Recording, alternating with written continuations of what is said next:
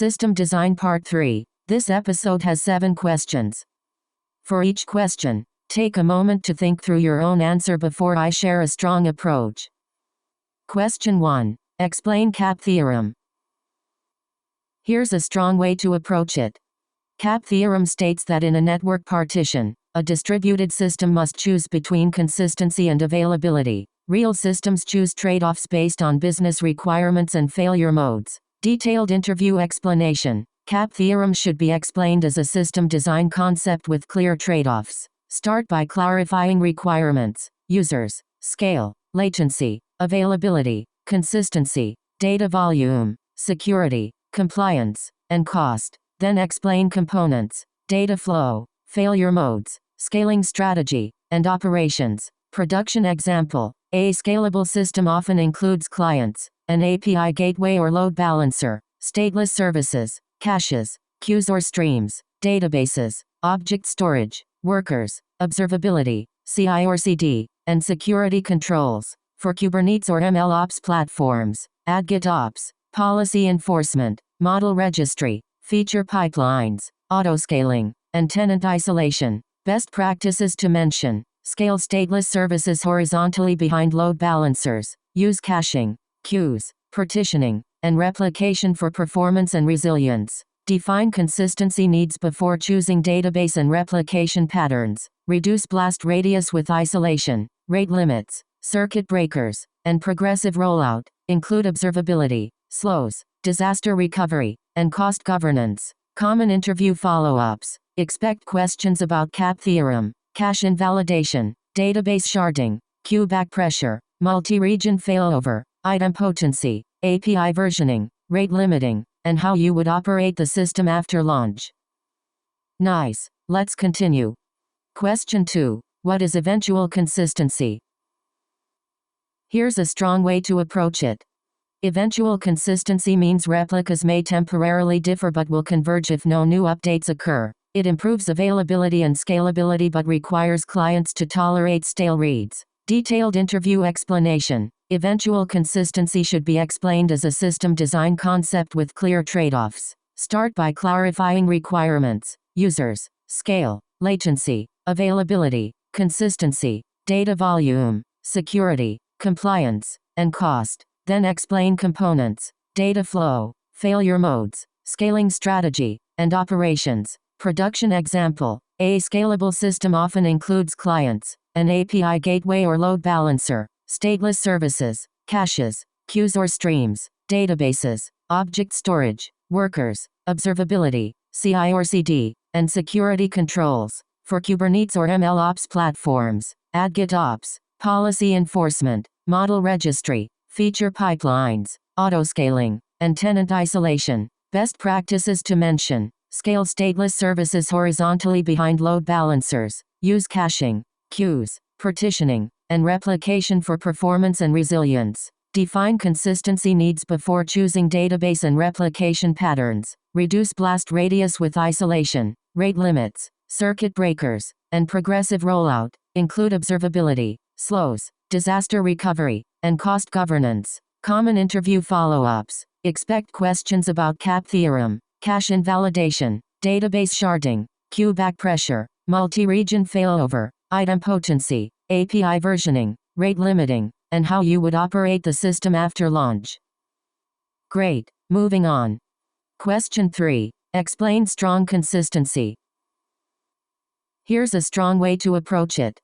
Strong consistency ensures reads reflect the latest committed write. It simplifies correctness but may increase latency or reduce availability during partitions. Detailed interview explanation. Strong consistency should be explained as a system design concept with clear trade-offs. Start by clarifying requirements, users, scale, latency, availability, consistency, data volume, security, compliance, and cost. Then explain components, data flow, failure modes, scaling strategy, and operations. Production example. A scalable system often includes clients, an API gateway or load balancer, stateless services, caches, queues or streams, databases, object storage, workers, observability, CI or CD, and security controls. For Kubernetes or MLOps platforms, Add GitOps, policy enforcement, model registry, feature pipelines, autoscaling, and tenant isolation. Best practices to mention. Scale stateless services horizontally behind load balancers. Use caching, queues, partitioning, and replication for performance and resilience. Define consistency needs before choosing database and replication patterns. Reduce blast radius with isolation, rate limits, circuit breakers, and progressive rollout. Include observability, slows, disaster recovery, and cost governance. Common interview follow-ups. Expect questions about CAP theorem, cache invalidation, database sharding, queue back pressure, multi-region failover, idempotency, API versioning, rate limiting, and how you would operate the system after launch. Alright, next question. Question 4. What is message queue? Here's a strong way to approach it. A message queue stores messages between producers and consumers for asynchronous processing. It decouples services, smooths traffic spikes, supports retries, and improves resilience. Detailed interview explanation. Message queues should be explained as a system design concept with clear trade-offs. Start by clarifying requirements, users, scale, latency, availability, consistency, data volume, security, compliance, and cost. Then explain components, data flow, failure modes, scaling strategy, and operations. Production example. A scalable system often includes clients, an API gateway or load balancer, stateless services, caches, queues or streams, databases, object storage, workers, observability, CI or CD, and security controls. For Kubernetes or MLOps platforms, add GitOps, policy enforcement, model registry, feature pipelines, autoscaling,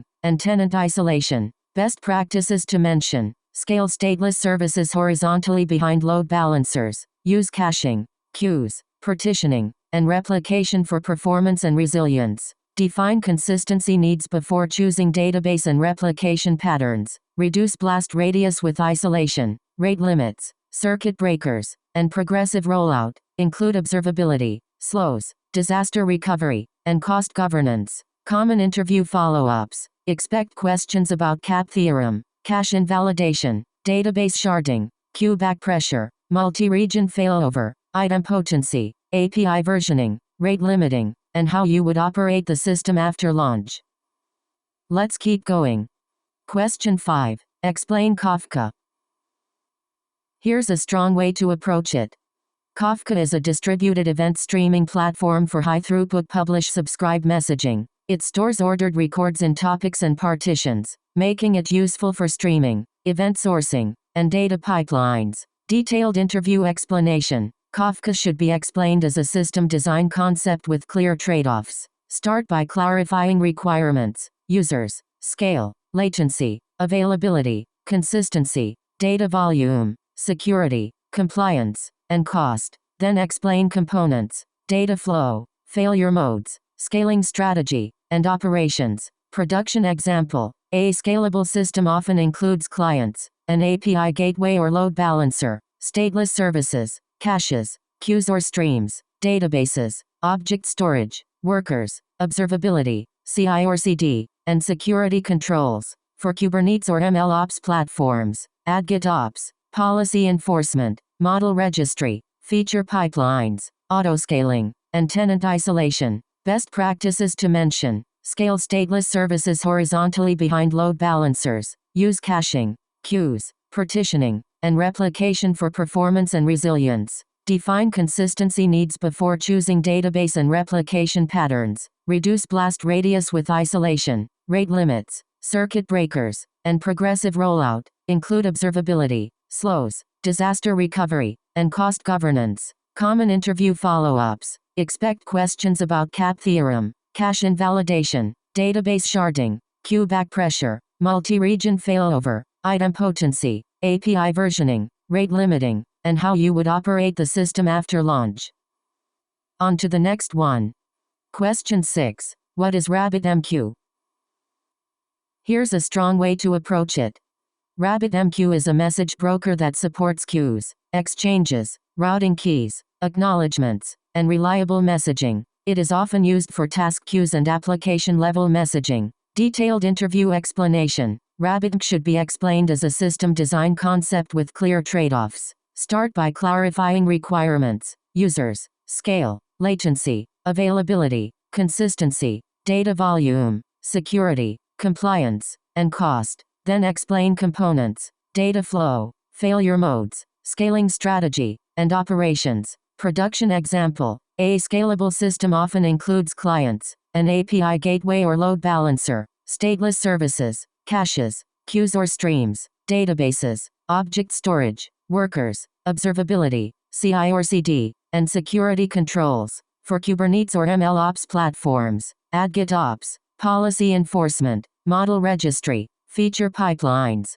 autoscaling, and tenant isolation. Best practices to mention. Scale stateless services horizontally behind load balancers. Use caching, queues, partitioning, and replication for performance and resilience. Define consistency needs before choosing database and replication patterns. Reduce blast radius with isolation, rate limits, circuit breakers, and progressive rollout. Include observability, slows, disaster recovery, and cost governance. Common interview follow-ups. Expect questions about CAP theorem, cache invalidation, database sharding, queue backpressure, multi-region failover, idempotency, API versioning, rate limiting, and how you would operate the system after launch. Good. Here's another one.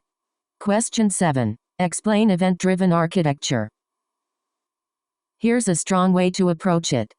Event-driven architecture uses events to trigger communication between services. It improves decoupling, scalability, and responsiveness, but requires careful handling of ordering, retries, idempotency, and observability. Detailed interview explanation. Event-driven architecture should be explained as a system design concept with clear trade-offs. Start by clarifying requirements, users, scale, latency, availability, consistency, data volume, security, compliance, and cost. Then explain components, data flow, failure modes, scaling strategy, and operations. Production example. A scalable system often includes clients, an API gateway or load balancer, stateless services, caches, queues or streams, databases, object storage, workers, observability, CI or CD, and security controls. For Kubernetes or MLOps platforms, add GitOps, policy enforcement, model registry, feature pipelines, autoscaling, and tenant isolation. Best practices to mention. Scale stateless services horizontally behind load balancers. Use caching, queues, partitioning, and replication for performance and resilience. Define consistency needs before choosing database and replication patterns. Reduce blast radius with isolation, rate limits, circuit breakers, and progressive rollout. Include observability, slows, disaster recovery, and cost governance. Common interview follow-ups. Expect questions about CAP theorem, cache invalidation, database sharding, queue backpressure, multi-region failover, idempotency, API versioning, rate limiting, and how you would operate the system after launch. Nice. Let's continue. That wraps up this episode. Nice work practicing, and see you in the next one.